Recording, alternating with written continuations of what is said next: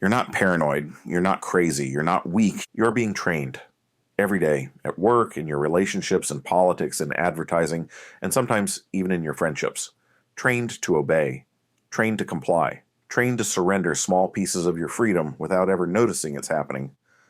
Dark psychology is not about dramatic villains hiding in shadows.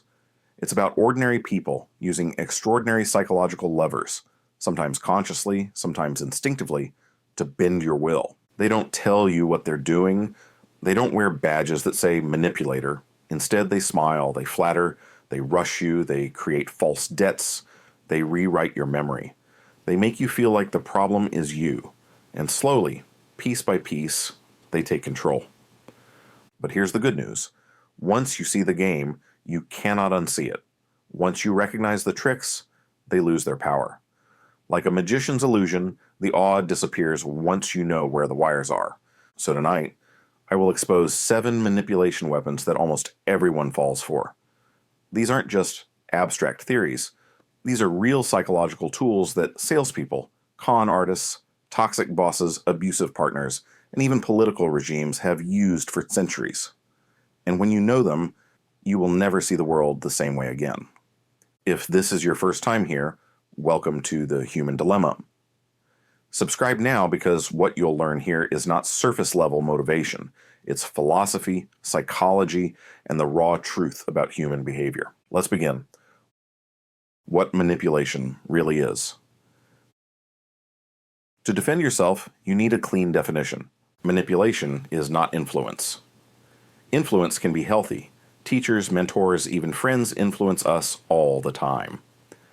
Influence is transparent. It tells you its aim and lets you choose. Manipulation is different. Manipulation is influence with a mask on. Manipulation hides its aim, it narrows your choices, it uses fear, guilt, flattery, or confusion to bypass your reasoning. And here's the frightening part. Some manipulators know exactly what they're doing, but many don't. They have practiced these behaviors so long they don't even realize they're pulling strings. They think it's just how the world works. So when you fall for manipulation, it doesn't mean you're stupid. It means you're human. Humans are wired with shortcuts, cognitive biases that kept our ancestors alive. Reciprocity, obedience to authority, fear of exclusion, the rush to act under urgency. These instincts once saved us. But in modern life, they can be turned against us. Every trick you're about to learn plays on one of 3 levers. Attention, controlling what you focus on. Emotion, flooding you with feelings or starving you of them. Isolation, cutting you off from other perspectives so the manipulator's frame dominates. Once you learn to spot which lever is being pulled, you'll begin to feel when something is off. That twinge in your chest, that fog in your mind, that sudden rush to say yes, those are not random. They are signals. And your job is to learn how to pause and decode them. Weapon 1. The gift hook. How kindness becomes a chain. Imagine this. You're at work. A colleague offers to finish a small task for you without you asking. Don't worry, I'll handle it, they say with a smile. You feel grateful. Weeks later, they corner you. Remember when I helped you out? I need you to back me in tomorrow's meeting. Suddenly their gift isn't free, it's a chain. Or picture this, you're walking down the street. A stranger hands you a flower, smiling warmly. You take it surprised. But within seconds, they're asking for a donation, making you feel guilty if you refuse. That's not generosity, that's entrapment. This is the rule of reciprocity. Our brains are hardwired to repay favors because in ancient tribes, reciprocity kept us alive. If someone gave you food, you owed them tomorrow. If someone shared fire, you shared shelter. Reciprocity built trust. But manipulators hijack this instinct. They give gifts not to give, but to collect. They create artificial debts. Red flags of the gift hook.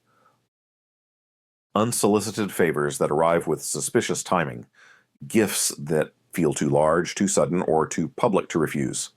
Immediate pivot from kindness to expectation. The philosopher Seneca once wrote, "A gift that comes with conditions is not a gift, but a transaction disguised." Defenses against the gift hook. Pause and name it. When you receive an unexpected gift, ask yourself, would I still want to agree to this later if this gift never happened? Decline false debts. Say it calmly. I appreciate the gesture, but I didn't agree to a trade. Set expectations. If you'd like help, please ask me directly next time. Then I'll decide. The shield is simple, but powerful. Thank you. But a gift is only a gift if it's no strings attached. And here's the truth. The people who get offended when you decline the debt, they weren't giving from love. They were giving to control.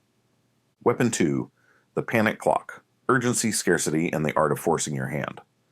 Picture this. You're scrolling online and a flashing banner screams, "Only 2 left in stock." Or you're in a store and the salesperson whispers, "This price expires in 30 minutes." Suddenly, your chest tightens. You weren't even sure you wanted it, but now you're terrified to miss out. That feeling is scarcity bias in action, one of the oldest tricks in the book. Why it works. Our ancestors survived by acting fast in the face of scarcity. If food was running out, hesitation meant starvation. If danger loomed, slow thinking meant death. Manipulators know that urgency hijacks your brain's prefrontal cortex, the part that handles long-term reasoning, and dumps you into survival mode. Scarcity doesn't just make us want things, it makes us want them more because they are scarce. Behavioral economist Dan Ariely showed in experiments that people bid higher for the same product when told there were limited quantities. It didn't matter if it was true. What mattered was the perception of urgency.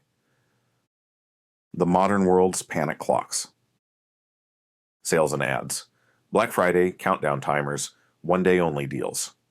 Workplace. Boss says, "I need this tonight," when the deadline is next week. Relationships. Ultimatums like, "Decide right now if you're in or out." Politics. "We must act now before it's too late." Often used to bypass debate. Even cults and authoritarian leaders use urgency to suppress critical thought. When you're scared or rushed, you stop analyzing, you say yes just to escape the discomfort.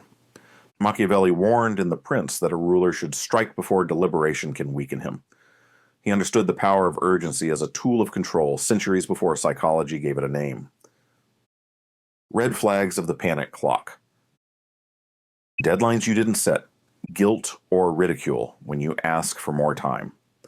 The manipulators anger at your pause because they know time is the enemy of their scheme. How to defend yourself. The antidote to urgency is not speed, but pause. Even a few seconds of space can break the spell. Script 1. I don't make decisions under deadlines I didn't set. Script 2. If the offer can't survive one night of sleep, it's not the right offer. Script 3. Send me the terms in writing. I'll respond tomorrow. These aren't just clever lines, they're shields that recenter power. Philosophically, the Stoics remind us, time belongs to you.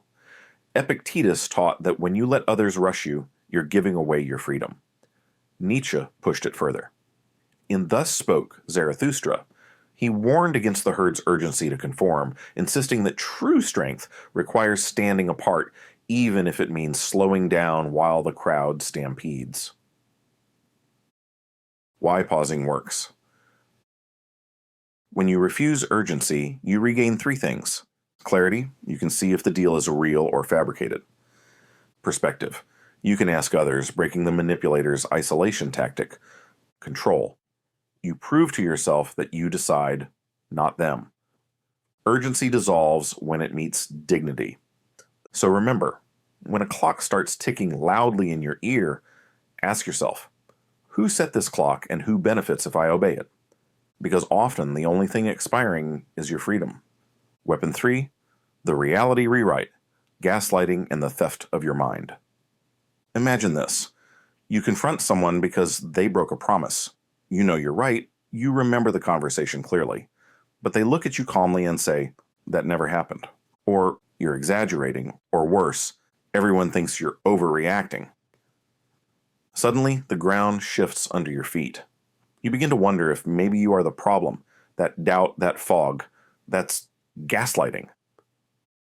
What gaslighting really is. Gaslighting is not just lying. A liar knows the truth but denies it. A gaslighter rewrites reality and then demands you live inside their version of it. It's psychological warfare disguised as conversation. The term comes from a 1938 play, Gaslight, where a husband manipulates his wife into thinking she's insane by dimming the lights and denying it. The tactic was so powerful, the word became part of psychology. Gaslighting works because humans crave certainty. When our perception and someone else's version clash, the tension is unbearable. Most people choose to doubt themselves rather than risk losing the relationship. Manipulators know this. The psychology behind gaslighting. Gaslighting hijacks three vulnerabilities. Memory gaps. Our brains are imperfect recorders. We forget details, and manipulators exploit that. Social pressure. If others agree with the gaslighter, we conform. Groupthink strengthens the illusion. Shame. When you're told you're too sensitive or crazy, shame silences you faster than any argument. Over time, gaslighting erodes epistemic confidence, your trust in your ability to know. And when you outsource reality, you outsource your will. Red flags of gaslighting. They deny obvious facts. You're making it up. They trivialize feelings. You're too emotional. They shift blame. If you hadn't, this wouldn't have happened. You start keeping evidence, screenshots, notes, just to prove you're not losing your mind. Nietzsche once said, "We have art so that we shall not die of the truth." Gaslighters flip this. They use lies so you slowly die to your own truth. The philosophical angle. Descartes said, "I think, therefore I am." Gaslighting tries to destroy that certainty by attacking thought itself. Kant argued that dignity comes from rational autonomy, the ability to think and act for yourself. Gaslighters strip that by demanding submission to their narrative. Foucault warned of regimes of truth, where those in power decide what is real. Gaslighting is a personal scale version of this. Defenses against gaslighting. The first defense is evidence. Keep records, write things down, screenshot messages, recap agreements in email. Gaslighters thrive on a slippery past. Evidence nails it down. The second defense is external perspective. Share your experiences with a trusted friend or mentor. Gaslighters isolate you so their version dominates. A second perspective breaks their monopoly on truth. The third defense is refusing the debate. You don't have to argue with someone who denies reality. Simply state, "We remember differently. Here's my record. This is what I'll act on," then disengage. Practical shield phrases. My memory is not a debate stage. We see this differently, and I will act based on my record. If this pattern continues, I'll have to step back. And here's the harsh truth. Most gaslighters will escalate when you resist. That escalation is your proof. Healthy people don't panic when you trust your own perception. Only controllers do. Weapon 4, the love bomb and withdrawal cycle. Addiction disguised as affection.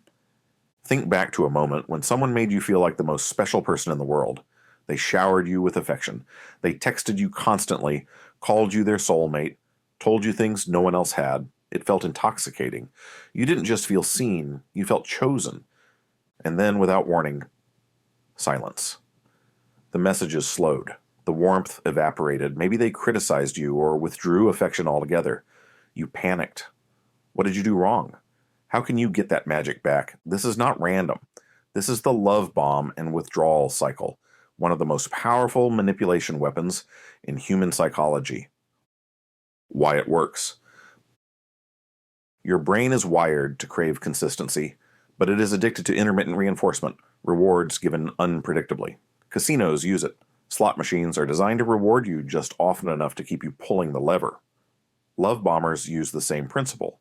By flooding you with attention and then suddenly withdrawing it, they train you to chase the high. When love becomes inconsistent, it stops being affection and starts being a hook. You begin working harder for smaller scraps of approval. Real-world examples. Dating. Someone comes on strong, grand gestures, future talk within days. Then they ghost, only to reappear with more intensity. Work. A boss who praises you extravagantly one week, then ignores you or criticizes you the next. You end up working harder, desperate for that praise to return. Family. A parent who swings between approval and silent treatment, making a child feel like love must be earned over and over. The philosophy behind it. Aristotle said that virtue is found in the mean, balance between extremes.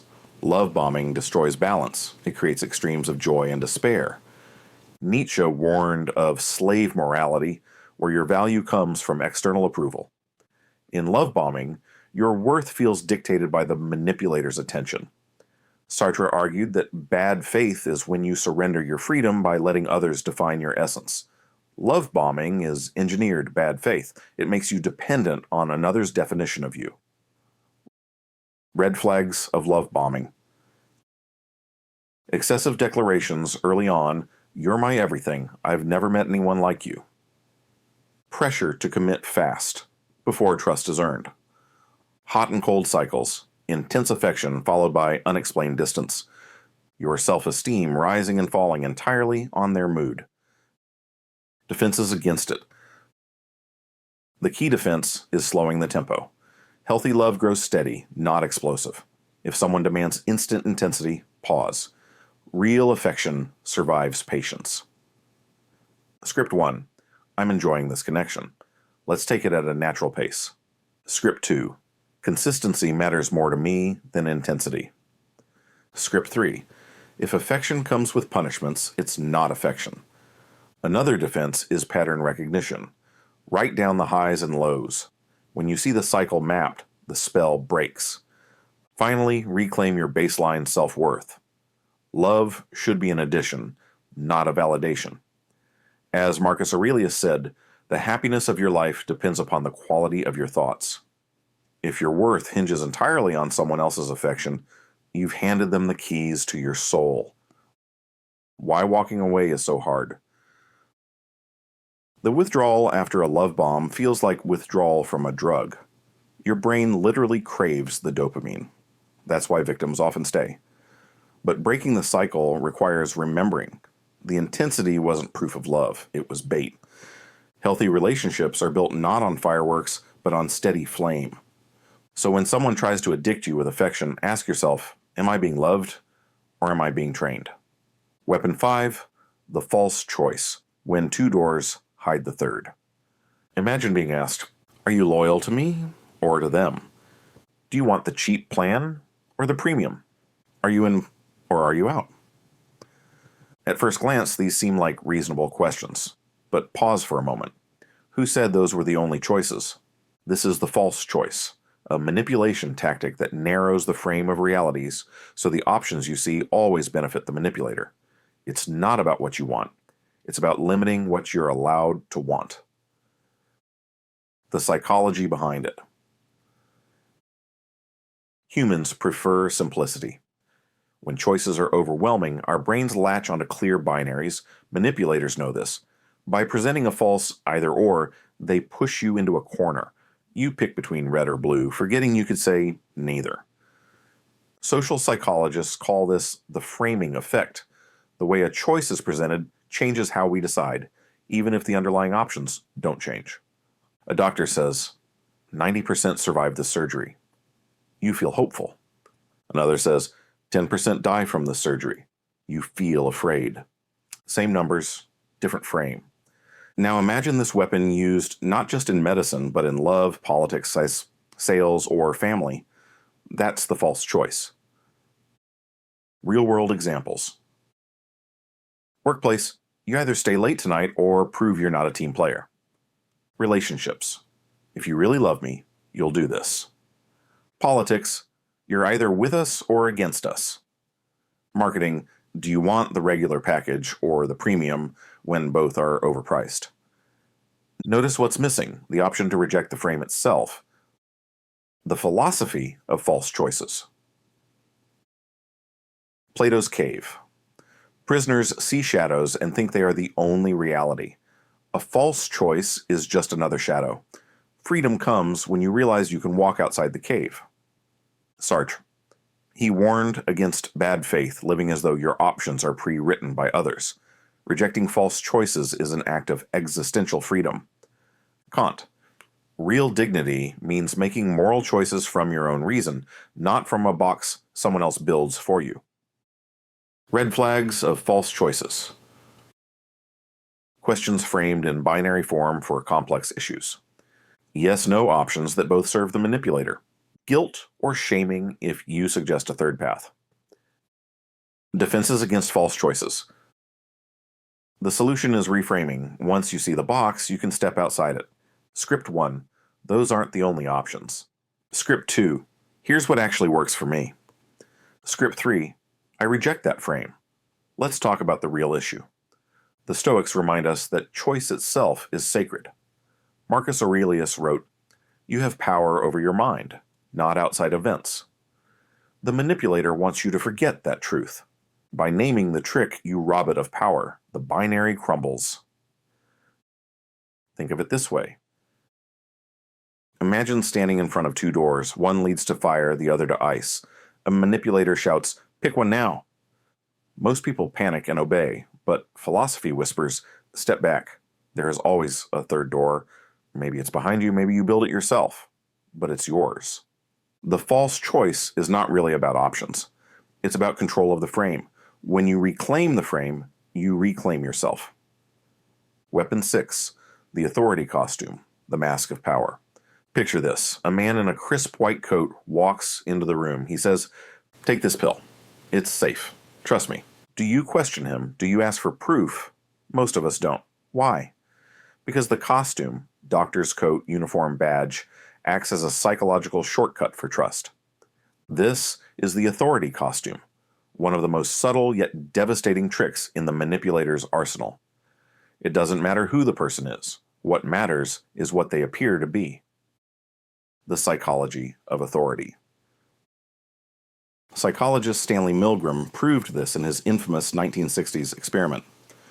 Ordinary people, under the guidance of a man in a lab coat, administered what they believed were lethal shocks to others. Why? Because the coat said, "I'm in charge." We are wired to obey symbols of authority, uniforms, titles, credentials, expensive suits, polished speech. Manipulators know this and wrap themselves in borrowed credibility. A scammer flashes a fake police badge.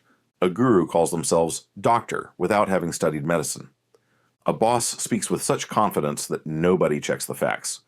The authority doesn't need to be real, only believable. Historical and philosophical echoes. Nietzsche warned against blind obedience, calling it the herd instinct. Hannah Arendt, writing on the banality of evil, showed how ordinary people commit atrocities simply because authority told them to. Machiavelli noted that rulers only need the appearance of virtue, not the reality, to control. The costume is the mask. The power is the illusion. Red flags of the authority costume. Excessive reliance on titles or credentials. Demands for obedience without explanation. Fear or intimidation used instead of reason. Use of uniforms, badges, luxury props, or affiliations to command respect. Defenses against the authority costume. The defense is critical independence, as Kant put it. Dare to know. Have the courage to use your own understanding. Ask, what evidence supports this claim? Does the symbol of authority match the substance? Would I believe this if they weren't wearing that uniform or title? Authority can guide, but it can also blind. The Stoics remind us, no robe, no crown, no medal makes a man wise. Only reason does. A story to remember. During World War II, many citizens obeyed authoritarian leaders who wore medals, carried titles, and gave speeches from podiums. But history also honors those who said, "I don't care what uniform you wear. Wrong is wrong." The lesson: costumes fade, titles vanish, but truth remains. Weapon 7. The final weapon, awareness itself. We've traveled through the hidden corridors of the human mind. Gaslighting, guilt-tripping, scarcity, fear, flattery, authority. But here's the paradox. The greatest weapon isn't in their hands, it's in yours. Because once you see manipulation, it begins to lose its grip. Like shadows vanishing when light enters the room, dark psychology withers when you stare at it without fear. The philosophy of freedom. Epictetus said, "No man is free who is not master of himself." Nietzsche warned that obedience without thought turns us into herd animals. Foucault showed how systems of power normalize control until we think it's natural. But every philosopher agreed on one thing: awareness is liberation. Why this matters. Manipulators thrive not because they are geniuses, but because most people walk through life on autopilot. We ignore the red flags. We silence our instincts. We want comfort, not truth. And that's exactly where dark psychology feeds. But you're different now. You've seen the strings. You've learned how the tricks work, and that makes you harder to control. Knowledge is useless unless you live it. The next time someone pressures you with fear, or flatters you for control, or hides behind a costume of authority, pause. Ask yourself, what's really happening here? Am I being played? If the answer is yes, step back, reclaim your choice. That's how you protect your dignity, your freedom, your humanity. And before you leave this video, I want to ask you something. Think about how many people you know who are still caught in these invisible traps. Friends, family, even strangers scrolling on their phones right now. They need this knowledge. They need this light. So if this message resonated with you, do me one favor. Subscribe to this channel so you don't miss the next video. Share this video with at least one person you care about. It might save them from a manipulator's game. And tell me in the comments, which manipulation trick do you see most often in your own life? You've seen the shadows. You've learned the weapons.